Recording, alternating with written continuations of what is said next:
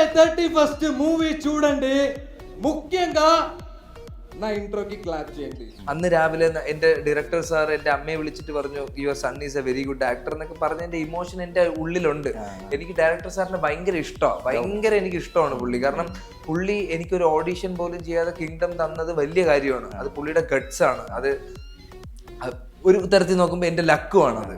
അപ്പം ഈ ലവും ഇമോഷനും എല്ലാം എൻ്റെ ഉള്ളിൽ ഞാൻ ഇങ്ങനെ വെച്ചിട്ട് അത് ആ പോയിന്റിൽ ഞാൻ ഇങ്ങനെ എക്സ്പ്രസ് ആയത്. അപ്പം ഒബ്വിയസ്ലി എക്സൈറ്റഡ് ആണല്ലോ ഇത്രയും വലിയൊരു പടത്തിന്റെ ഇത്രയും വലിയൊരു ഓഡിയോ ലോഞ്ചിൽ ഇത്രയും വലിയൊരു ക്യാരക്ടറിനെ റെപ്രസെന്റ് ചെയ്ത് ഞാൻ ഇങ്ങനെ സ്റ്റേജിൽ നിൽക്കുന്നു എന്ന് പറയുന്നത് അൾട്ടിമേറ്റ്ലി എന്നെ സംബന്ധിച്ചിടത്തോളം അത് വലിയൊരു കാര്യമാണ്.